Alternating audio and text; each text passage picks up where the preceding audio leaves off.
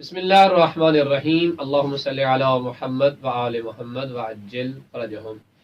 آج جو مسئلہ آپ سے ہم شیئر کریں گے وہ یہ ہے کہ کیا جو سید نہیں ہے اسے خمس دیا جا سکتا ہے یا نہیں دیا جا سکتا، یا یہ جو خمس ہے یہ فقط سادات کا حصہ ہے اور جو زکوٰۃ ہوتی ہے وہ غیر سادات کا حصہ ہے۔ تو یہاں دو باتیں سمجھنے کی ضرورت ہے۔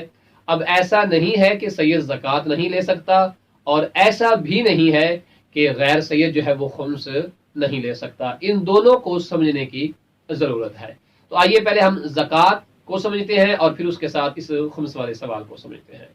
زکوٰۃ سادات پر حرام ہے، لیکن غیر سید کی زکوٰۃ، یعنی جو غیر سید ہے اس پہ جو زکوٰۃ واجب ہوئی ہے وہ سید کو نہیں دے سکتا، چونکہ وہ زکوٰۃ واجب تھی اس کے اوپر ادا کرنا اور وہ غیر ہاشمی کا حق تھی۔ لیکن اگر بذات خود سید پر زکوٰۃ واجب ہو گئی ہے تو سید سے زکوٰۃ لے سکتا ہے، اس میں کوئی حرج نہیں۔ جس طرح ہم نے زکوٰۃ فطرہ میں جو مسائل بیان کیے تھے، ہم نے کہا تھا کہ غیر سید جو ہے وہ سید کو فطرہ نہیں دے سکتا، لیکن جو سید ہے وہ سید کو فطرہ دے سکتا ہے، درست ہے۔ تو اب جو زکوٰۃ ہے وہ غیر سید جو ہے وہ سید کو نہیں دے سکتا، لیکن سید کو زکوٰۃ دے سکتا ہے۔ باقی جو اس کے مستحق ہونے کے شرائط ہیں ان کو ملحوظ رکھا جائے گا۔ اب آتے ہیں ہم خمس کی طرف۔ تو کیا غیر سید جو ہوتا ہے وہ خمس نہیں لے سکتا یا لے سکتا ہے؟ تو اسے بھی سمجھنے کی ضرورت ہے، چونکہ جو خمس ہے اس کے دو حصے ہوتے ہیں۔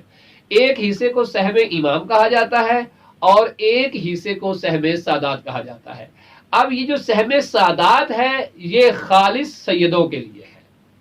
اب یہ سید پہ واجب ہے مثال کے طور پہ تو وہ بھی سید کو دے گا، اگر یہ غیر سید میں خمس واجب ہوا ہے تو اس میں جو سہم سادات ہوگا وہ بھی وہ سید کو ہی دے گا۔ لیکن جو سہم امام ہے اسے سمجھنا ہے۔ اب یہ سہم امام فقط سید کے ساتھ خاص نہیں ہے، یہ سید، غیر سید اور دیگر جو صورتحال ہوتی ہیں، مساجد ہیں، ہماری دینی سنٹر ہیں، مدارس ہیں، ان تمام پہ یہ خرچ کیا جا سکتا ہے، اس شرط کے ساتھ کہ آپ جامع الشرائط جو مجتہد ہے اس سے اجازہ لیں۔